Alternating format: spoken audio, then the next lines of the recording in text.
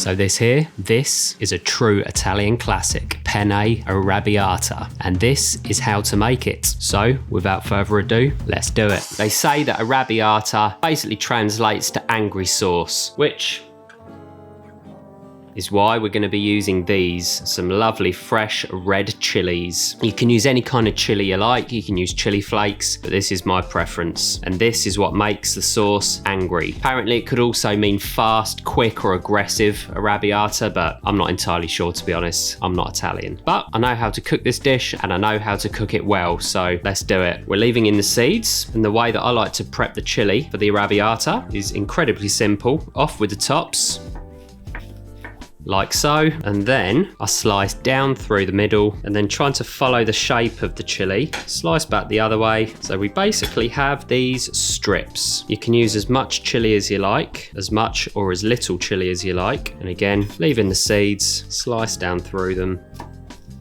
There we go, last one, and that is our sliced chili. I like to do them this way because it kind of gives a bit of texture to the arrabbiata as well, and the size of the pennes, which is the pasta we're going to be using today, kind of match the size of the chili pretty much, so I think it just kind of works well. But obviously you can do whatever you like with your arrabbiata. Chili goes into a container, and that there is our chili ready to go. And that is the majority of our prep done. Just one more thing to do. Next up, a giant bulb of garlic. Absolutely amazing, look at that, huge. For me, depending on the size of the garlic, I will usually use about 1.5 to 2 cloves. But again, that depends on the size of the garlic. This stuff is giant. I think I'm just going to be using the 1 clove today. The way I always prep garlic, the fastest way that I've found. Off with the bottom, flip it over, just a tiny bit off the top, a little light crush, and that skin should just come off nice and easy. Perfect. Now you can slice your garlic. That way you'll potentially be able to pick it out. Don't know why you would want to do that, but some people do. For me, I love garlic, so I'm just going to dice this up nice and fine. So there we go. I'm just going to run the knife through it 1 or 2 more times just to get it a little bit finer. This is quite a quick sauce to make. The chili and the garlic is not in the pan all that long, just enough to kind of sweat it off and soften it. So there it is, garlic, fairly finely diced. That is our garlic. So what is next? Possibly my favorite ever herb. We have some lovely fragrant basil. And for the basil, what I'm gonna do is take a few leaves, because we're gonna be adding some of this to the sauce, but we are also going to be using a little bit at the end as a garnish. So this here is going to be enough for the sauce. So just gently roll that all together, being careful not to squeeze it and bruise it. And we're just gonna go through this once. Nice and confident, there we go. Diced basil, almost in these kind of strips. Nice and roughly chopped. That is a clean board. There's no green residue on there, so we know that everything is still within our basil, and that is going to be delicious and fragrant. This is going into the sauce, and we're going to be using a little bit to garnish as well. Job done. Tomato and basil, one of the all-time greatest flavor combinations. And to cook the arrabbiata, I like to have everything ready to go. So we're just going to kind of put it all together here.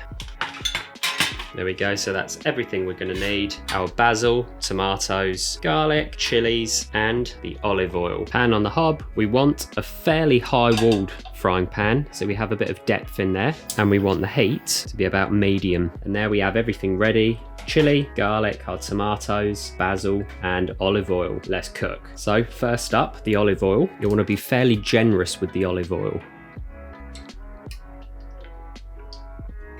So there we go, and as soon as the oil's in your chili, and as you can see there, I'm going with 2, 4, 6, 8 slices of the chili. So that's about 2 or 3 whole chilies in there. I like my arrabbiata hot. You can use less, you can use more, you can use a tiny touch of chili flakes. This is your choice, so do whatever you fancy. For me, this is just the way that I do it. And the first step, we just want to infuse the oil with the chili. Garlic will be going in shortly, but we don't want to put that in too soon. Keep that heat on a medium. We just want a nice light sort of sizzling, and we're going to give this 2 to 3 minutes just to start to infuse. And like I said, look at that, nice and oily, this sauce. And that's why we're using a good extra virgin olive oil. Some people say you can't cook with it. The Italians have been cooking with extra virgin olive oil for a long a long time, and this is an Italian recipe, so you do you. If you want to use regular olive oil, go for it, but this is simply the way that I cook this one, along with many others. So one very quick thing that I do want to mention, arrabbiatas do vary region to region in Italy. The way that it was taught to me, you don't use onion, you just use garlic, chili, olive oil, tomato, and you finish with a little basil and parmesan. But you may want to use onion, you may want to use chili flakes, you may want to use more or less olive oil, you may want to use more or less tomato. So there we go, a nice sort of gentle simmer, infusing the oil, sweating down those chilies a little bit, but we don't want any colour on them. This arrabbiata is going to have a real good hefty kick. Keep your eye on that heat, don't let the chili catch at all. We just want it to soften and infuse the oil. I'm just going to pull that off the heat for a moment, and I've turned that heat right down now, but I don't want to get any colour on these. So just taking a bit of care and a little bit of time just to get them just right. So there we go, they're softening up now, and there is some fairly substantial heat in this pan, and I don't mean temperature, I mean spice. So any minute now we're going to hit it with our garlic to make sure that heat is right down just for the last few moments while they're ticking away. I'm going to make sure we're ready with our tomato, and importantly, used whole plum tomatoes, don't use the chopped stuff. And we're going to crush the tomatoes in the pan. Next, our garlic goes in, and we only want to give the garlic about 45 seconds to a minute because it's diced really nice and fine before we go in with our tomato. So just give that a stir, just sweat that off for a minute, that will infuse. There we go, garlic has sweated off nicely. So lifting that off the pan so it doesn't splatter, chuck in the tomato. As soon as the tomato's in, just start to break them up a little bit. The heat can go back up a tiny touch, give everything a good stir, get that to a nice simmer, and we're just going to cook this quite gently. There we go, a nice good simmer. We just want this to tick away for about 10 minutes, just to kind of cook out the rawness of the tomato, infuse all the flavors together. The thing I really love about arrabbiata, it contains very few ingredients, but there are variations on how you can make it, and those variations can make quite a difference. You can use more or less chili, adjusting the heat. You can use more or less tomato, which will kind of affect the richness almost. More or less oil will kind of change the mouthfeel, this pasta, and obviously the flavor as well. Turn that heat right down now. That's been simmering for 10 minutes, and at this point the seasoning. So add a little pinch of salt, a few twists of black pepper, not too much. Stir that through, and now for a little taste. So let's give this a try. Ooh, wow, that has got some heat. Beautiful, silky mouthfeel with all the olive oil, a lovely hit of chili, a beautiful hum from the garlic, perfect seasoning. That is delicious. And then I add my basil. Be generous with your basil. This gives it a great lift. There we go, basil in, stir that through. And now I'm gonna basically let that just sit there, let all those flavors amalgamate. The basil will infuse by slowly and gently releasing its oils into that sauce. I'm going to cook my pasta, and then the pasta is going into this sauce, and it is going to be incredible. Pop your sauce to one side. So we have our arrabbiata sauce ready to go. We want a saucepan, turn the heat up high, and a little trick, you want a small saucepan. Reason is we want to build up a really good concentration of starch. Water in.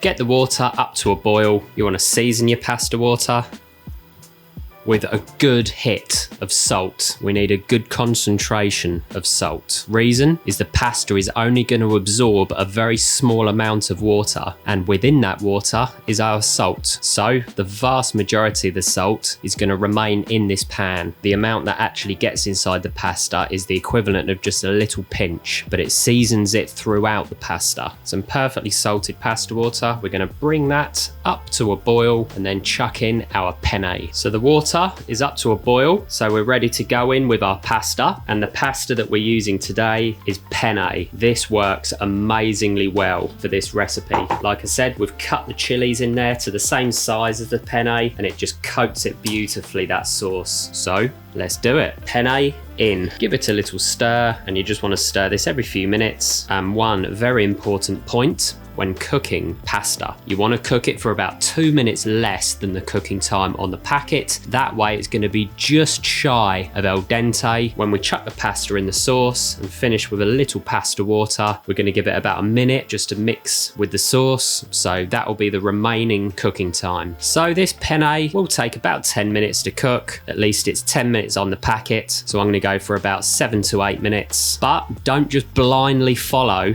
the cooking time on the packet, by the way. When you get close, when you're about a minute away, just check the pasta. The best way to check it, simply take a bit out and taste it. Really easy. There we go. So our pasta is bubbling away perfectly. That starch is being released into the water, which is going to finish off our sauce along with our arrabiata. Stir every minute to 2 minutes so it doesn't stick, but don't stir it too much. We don't want to break up the pasta. Treat it with a little bit of care. Right, so let's give our pasta a try. That's been in there like 7.5 minutes. That is basically perfect. So very importantly, remove some of that pasta water and just stick that to one side. We're going to need that. Heat down, and we're just going to quickly drain this pasta off and pop it back into the saucepan. So there we go. Our drained pasta in the pan. We're going to add back in our arrabiata. Give that a stir, coating the pasta in that beautiful sauce. Turn the heat up to medium. Ooh, that looks delicious. Add a little splash of the pasta water. Don't go mad. Gently stir. It will beautifully cling to that penne, and we're going to give it about a minute just to amalgamate, emulsify, and reduce a tiny touch. And there we go. That is perfect. Penne arrabiata, ready to finish, to plate, and most importantly, to eat. So here it is. You want to spoon your penne onto the plate. This is probably a portion for two. Finish with a good grating of Parmesan cheese and just tear over a few more fresh leaves of basil. So there it is with my fork at the ready. We're going to give this a try. Let's get stuck in. That has a kick. Really rich, but fresh at the same time. Lovely. The basil lifts everything up. There's a nice garlicky hum. Honestly, just look at those beautiful colours. This is a treat. Really, really tasty. Like and subscribe. Find the recipe on my website, thewckchannel.com. Sign up to my weekly newsletter, and I will see you in the next one.